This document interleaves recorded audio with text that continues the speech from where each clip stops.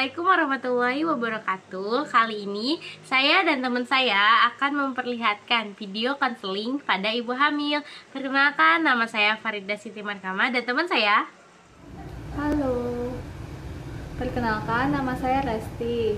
Di sini saya berperan sebagai pasien dan teman saya Farida berperan sebagai apoteker.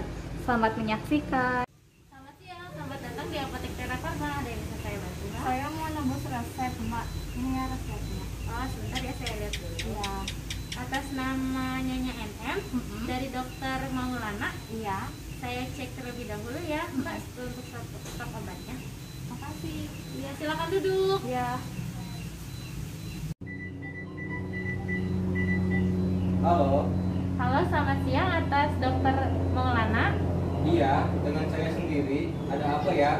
Saya apoteker Rida dari Apotek Tera Farma ingin menanyakan resep atas nama Nyonya MN. Di sini dokter meresepkan obat irbesartan dengan kapropil untuk hipertensinya. Menurut saya obat tersebut kurang cocok karena efek sampingnya dapat menyebabkan tekanan darah turun secara drastis dan gangguan fungsi ginjal serta dapat menyebabkan hipoglikemia. Boleh saya rekomendasikan obat penggantinya nggak, Dok? Oh, baik. Boleh. Bagaimana kalau obatnya itu diganti dengan nifedipin dan metildopa? Soalnya obat ini lebih efektif untuk ibu hamil dan efek sampingnya juga lebih rendah. Oh, iya, silahkan saja. Baik, Dok, terima kasih. Iya, sama-sama. Atas nama Nyonya MN, Iya, Mbak. ini obatnya ada 4 macam ya, Mbak. Kalau boleh saya minta waktunya 5-10 menit untuk menjelaskan mengenai penggunaan obat Mbak agar terapi Mbak lebih optimal. Boleh deh, Mbak. Mari ikut saya Iya. ke ruangan konseling. Iya.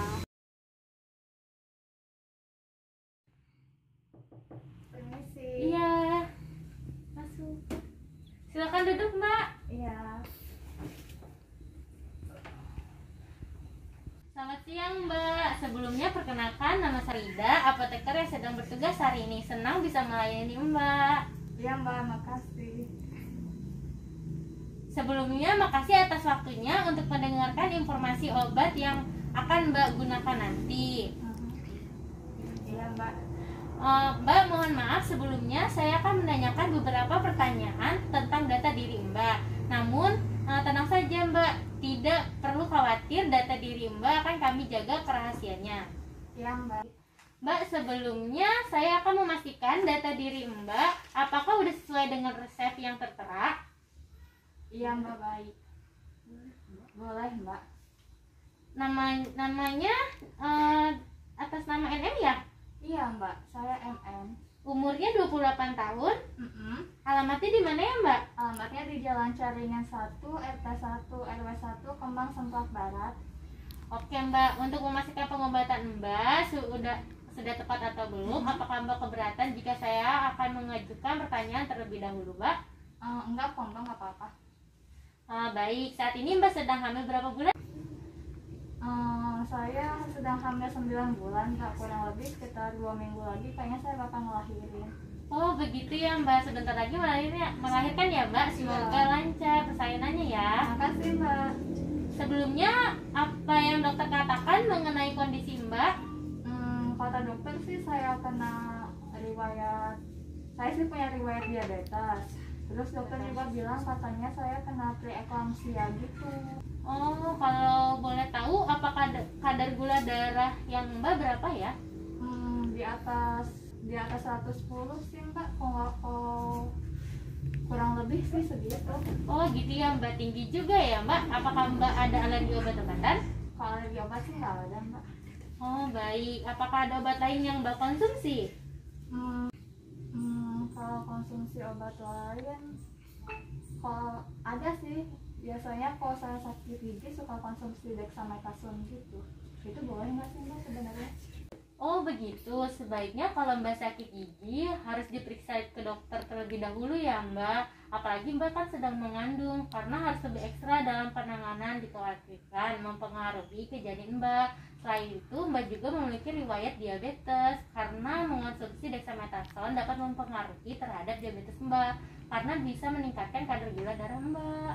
Oh gitu ya Mbak, saya nggak nyangka bisa kayak gitu loh. Iya Mbak, itu karena obat dexamethasone itu dapat mempengaruhi kadar gula darahnya. Apakah sebelumnya dokter sudah menjelaskan penggunaan obat Mbak? Sudah sih, cuman saya agak-agak lupa. Baik Mbak, saya akan menjelaskan ya Mbak mengenai pengobatan obat Mbak. Di sini ada 4 macam ya Mbak. Yang pertama ini ada obat nifedipin, diminumnya sehari 3 kali ya Mbak. Diminumnya itu 1 jam sebelum makan maupun 2 jam setelah makan ya Mbak. Ini untuk obat menurunkan tekanan darah. Yang kedua ada obat metildopa ya Mbak, diminumnya sehari sekali. Di pagi hari ya Mbak, diminumnya 2 jam setelah makan. Ini juga obat sama untuk menurunkan tekanan darah Mbak ya Mbak. Dan yang ketiga ini ada obat glukodon. Nah obat glukodon ini untuk menurunkan kadar gula Mbak. Nah ini diminumnya sehari 2 kali ya Mbak. Semisalkan Mbak minum jam 8 pagi, maka Mbak juga harus minum jam 8 malam ya Mbak. Dan ini yang terakhir ada akarbose, diminumnya sehari 3 kali ya Mbak. Diminumnya itu pada saat makan ya Mbak. Pada saat makannya itu kayak gimana ya Mbak? Semisalkan Mbak makan suapan pertama, terus udah beres baru Mbak minum obat 1 tablet. Jadi Mbak makan makan lagi. terus minum obat gitu. Iya, Habis itu makan lagi. Iya Mbak, seperti itu. Rutin juga ya Mbak, kalau misalkan Mbak lupa, Mbak bisa setting alarm di HP untuk mengingatkan Mbak minum obat ya, agar Mbak tidak lupa minum obatnya. Dan setiap Mbak minum obat, dijeda terlebih dahulu antar obatnya sekitar 15-30 menit ya Mbak. Iya Mbak, saya ngerti. Mbak, apakah dokter sudah menjelaskan mengenai harapan ke depan Mbak setelah pengobatan ini?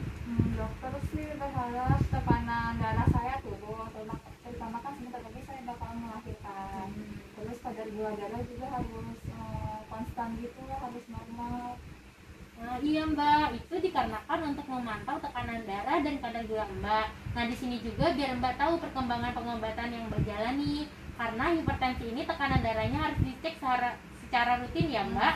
Untuk gula darah juga sama, harus dikontrol secara rutin dan obatnya juga harus diminum secara rutin dan teratur ya Mbak, agar tekanan darah dan gula Mbak stabil.